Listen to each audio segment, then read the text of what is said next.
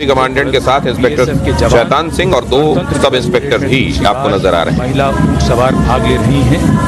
और इसमें जी खास बात ये भी है कि इस दस्ते को अभी तक सिर्फ पुरुषों का क्षेत्र माना जाता था, लेकिन कर्नल राठौर अगर मैं गलत नहीं हूं तो ये दूसरी बार है जब महिला ऊंट सवार अपने सजे हुए ऊंटों के कारवान के साथ इस गणतंत्र दिवस परेड में हिस्सा ले रही हैं। जी हाँ, इसमें महिला सवार भी दिखाई दे रही हैं और ये मैं आपको बताता चलूं कि इसे कोई सेरेमोनियल दस्ता समझने की भूल न करें।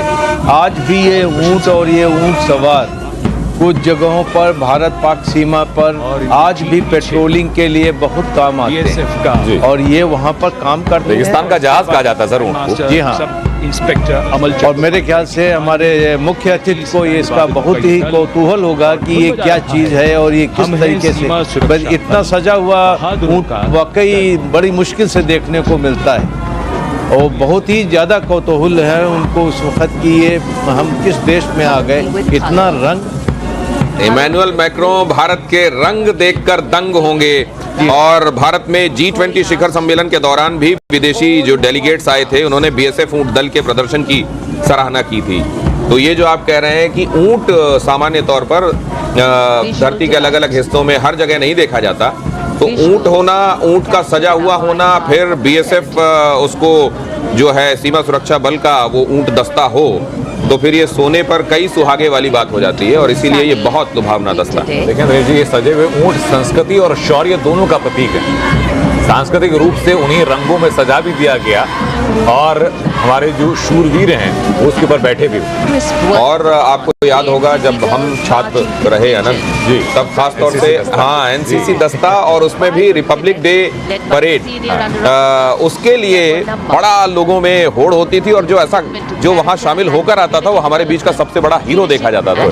तो सबसे बड़ी बात यहाँ पर हमें जाननी चाहिए कि नेशनल कैडेट कोर वर्ल्ड का सबसे बड़ा यूथ मूवमेंट है।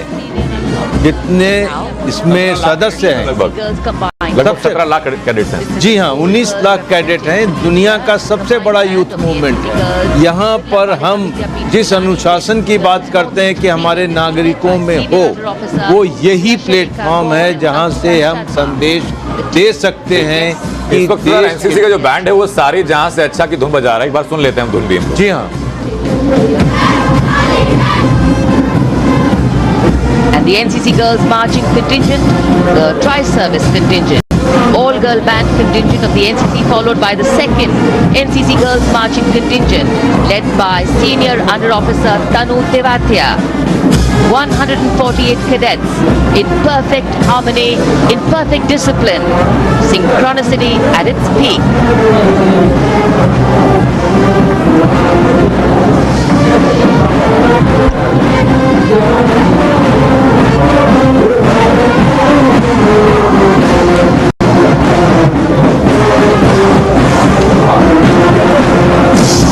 NCC कैडेट्स के बाद और लगभग 1 महीना वो यहाँ पर रह करके पूरी अपनी रिहर्सल करते हैं और उतने समय में ही वो एक ऐसा सामंजस्य अपने बीच में एक डेवलप करते हैं कि वो दर्शकों के लिए एक बहुत ही सुहावना दृश्य प्रस्तुत कर सकें। मतलब ये जो कहा जा रहा है कि सिंक्रोनिसिटी एट इट्स पीक, ये जो समन्वय है, ये जो लयबद्धता है एक साथ काम करने की, ये सिर्फ 1 महीने के भीतर डेवलप की जाती है। बिल्कुल।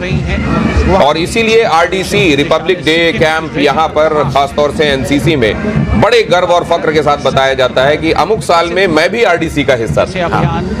और ये आप सही कह रहे हैं कि जो एक बार RDC का हिस्सा बन जाता है जीवन पर्यंत उसके लिए एक बैज ऑफ ऑनर की तरह वो उसको कैरी करता है कि मैं उस परेड में शामिल हुआ था। और फिलहाल बिल्कुल ये मैं सोशल मीडिया में बहुत लोगों के बायो में देखता हूँ, कई जो एस्पायरेंट्स थे डिफेंस फोर्सेस ज्वाइन करने वाले, परंतु वो किसी कारण से नहीं जा पाए, तो उनके मैं बायोज में देखता हूँ कि RDC so and so year, और वो मुझसे कनेक्ट करते हैं और कहते हैं सर मैं फोर्सेस में जाना चाहता था परंतु नहीं जा सका और मैंने ऐसा किया। तो सुनकर बड़ा अच्छा लगता है कि लोग इस चीज को बहुत सीरियसली लेते हैं। जा रहा है तो चाहकर भी ना जा पाए, वो एक जीवन में रश मेरे अंदर भी नहीं, वो देखिए वो नियति होती है। आपको बता दूं कि जो हमारे उपराष्ट्रपति जी हैं श्री जगदीप धनखड़, वो सैनिक स्कूल चित्तौड़गढ़ के एक में पढ़े हैं, वहाँ के छात्र रहे हैं और उन्होंने एनडीए का एग्जाम क्लियर भी कर लिया था, एसएसबी भी क्लियर कर लिया था,